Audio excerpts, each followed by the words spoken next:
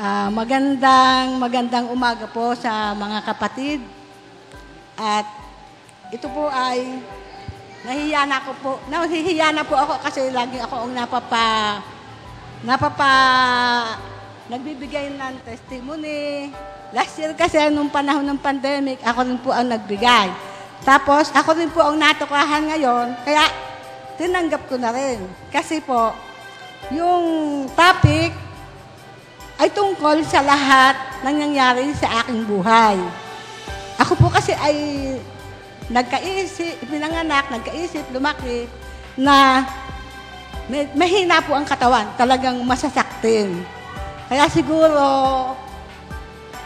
ako ang napatapat sa pagkakataong ito upang ipakilala ko kung paano ang nangyari sa aking buhay, at kung paano ko tinanggap ang lahat ng mga bagay na ito. Paano ko daw po na natanggap yung lahat ng mga pangyayari sa aking buhay, yung mga problems, yung mga pagkakasakit ko. Kasi po, sino po dito ang dumanas na ng inopera sa katawan? Meron na po akong dumanas ng operasyon.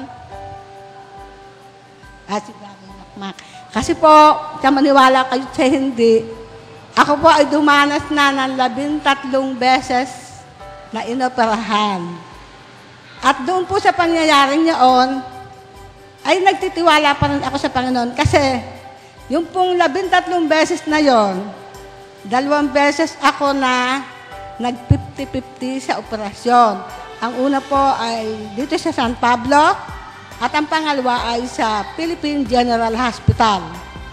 Ayos naman po yung kalagayan ko nung ako nasa operating room kasi talaga pong ako nanalangin sa Panginoon. Bago ako ipasok sa operating room, kami po ay nagpe-pray at nagpapasalamat.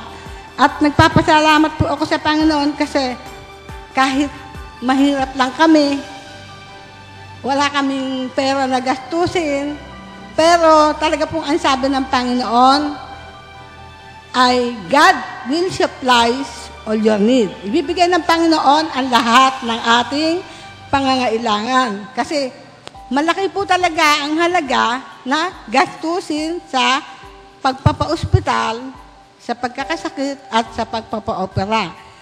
At sa tulong po ng Panginoon, yung mga operasyon na dinanas ko ay natulungan po niya ako. Hindi niya ako pinabayaan. Lahat po ng gastusin namin, binigyan ng kasagutan, lahat ng mga bagay na gagawin ay sinuklian niya ng kabutihan. Kasi po, noong ako ay nasa ministeryo pa sa iba't ibang lugar, talagang ginawa ko po ang lahat ng paglilingkod sa Panginoon. Ayun po kasi ang pangako ko sa Kanya na maglilingkod po ako sa iyo, Panginoon. Basta, bigyan mo lamang po ako ng tibay ng loob, tibay ng pananampalataya, lakas ng katawan, at lahat ng pagsubok ay alam ko pong hindi mo ako pababayaan. Doon po ako nagtiwala sa Panginoon. At ang mga bagay naman po na dapat kong ipagpasalamat, ay mayroon po akong mabait na asawa at 3 mababait na anak na talagang handa sila na tinulungan ako sa lahat ng aming mga naging pangangailangan noon. Talagang sila po ay lumapit sa kanilang mga kasama at pumunta po dito sa San Pablo kasi nangailangan po ako ng maraming dugo. Walang makuhan dugo para sa akin. Kaya yung mga kabats nung aking mga anak, ayun, tinawagan nila at nagpunta sa ospital. At ayun po ay taus-puso kong ipinagpapasalamat, hindi lamang po yung mga anak ko, mga asawa ko, kundi sa lahat po ng mga kapatiran na walang sawa na tumulong sa pamamagitan ng pananalangin.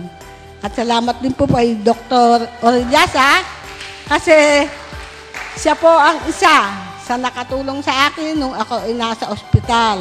Siya po ang nagbigay yung babayaran ko dapat ay hindi na po niya pinabayaran at malaking tulong po yun kasi parang 50,000 yun. Tapos yung isang doktor namin, hindi ako makalabas ng ospital kasi may balance kami na 75,000. Eh wala kami nung perang ayon, nung panahon yun, kulang yung pera. So yung isang doktor, nanalangin ako, tapos tumawag ako kay Dr. Ailey at nag-request ako na kung pwede kaming ako palabasin na. Kasi lalaki yung bayad ko sa ospital, eh wala kaming pambayad. So nung gabi, tumawag siya sa ospital at sinabi na palabasin na siya dahil nagkaintindihan na kami kung ano ang gagawin. At sa tulong po ng Panginoon, yung bayarin ko kay Dr. Ailey na 75,000, natapusan po namin monthly. Kaya napakalaking pasasalamat ko po sa Panginoon dahil kung hindi sa Kanya, hindi sa Panginoon, eh wala, eh lulubog kami sa utang, hindi ako makakalabas ng ospital. Kaya ang laking pasasalamat ko po at salamat din kasi ibinigay niya ng Panginoon ang lahat ng pagpapala sa akin, sa aming buong sambahayan na talagang hindi siya nagpabaya sa amin. Ngayon, paano ko naman po ipinakita ang pasasalamat sa Panginoon? Kahit po ako ay medyo hindi maganda ang pakiramdam dati noon, ay itinuloy ko po yung paglilingkod ko sa Panginoon kasi po nagtuturo ako ng Sunday school sa mga bata.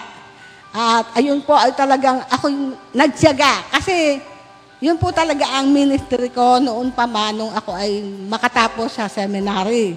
At ayun nga po, nakarating ako sa iba't ibang lugar ng Pilipinas dahil sa aking ministeryo. Matagal po ako sa dako ng Isabela. Umabot po ako doon ng 7 taon.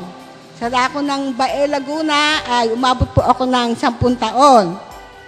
Dito po sa San Pablo, nagtuloy-tuloy na nandito ako sa paglilingkod sa Panginoon at napakalaking bagay po na ang pasasalamat ko sa Panginoon ay hindi ko kaliligtaan at lalo na po yung pananalangin kasi ang sabi magsipanalangin kayong walang patid at yun po ang lagi kong ginagawa kaya huwag po tayong malulungkot kung tayo may problema, kung tayo nagkakasakit.